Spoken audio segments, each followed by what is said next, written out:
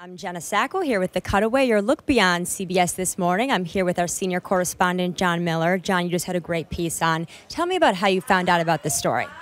We were actually working on another story with some people who were investigators, and they had mentioned, we had this other case and it involved this, and I asked another question, and you really get drawn into this story. It's a fascinating account.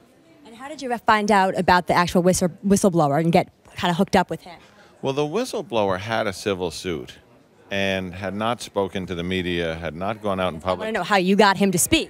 And, he had even testified before Congress, but only in written testimony, and spoke to his lawyer, talked to him about talking more than once. He was very reluctant, but at some point he just decided it was time to tell the story. And now there's a federal investigation going on. There's a federal grand jury sitting in Plano, Texas right now. They're hearing witnesses in secret. They've subpoenaed thousands of documents. Investigators were out literally this week at companies where Infosys employees worked, taking time records and other things. It's a very active case. And do we know anything about what the possible outcome could be of the investigation? A couple of things could happen. One thing that could happen is nothing. They could say, we reviewed this and we find these allegations unfounded. Another thing that could happen is they could get indicted criminally. And they have been notified, the Infosys company has been notified they're a target of the federal investigation, as are some of their employees, managers. And what about this story that you just did? Any ideas of how that could impact the case and the story at large? I don't think it will impact the case. The federal investigation will go on its own. I think what it will impact is things like what's going on in Congress.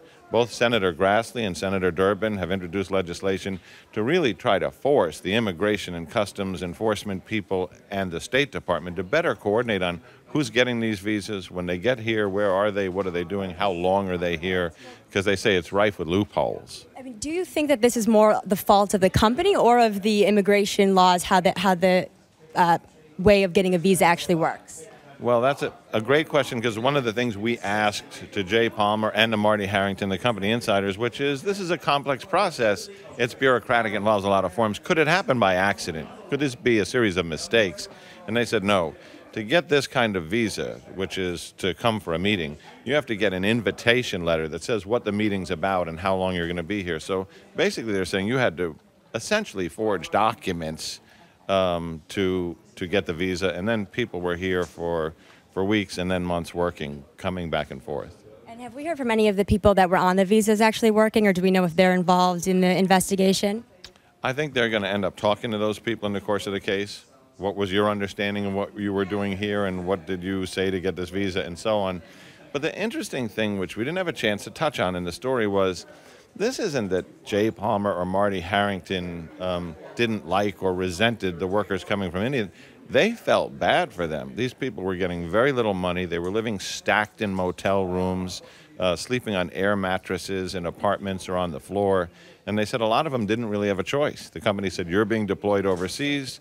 I'm sure you want to keep your job, and this is what you need to do. Well, thank you so much for that story. Coming up next on the broadcast, you can see in the green room, Ziggy Marley and Ricky Gervais are here. Actually, Ricky Gervais is on set. So let's take a pan out of the set, and we'll see him next on the broadcast.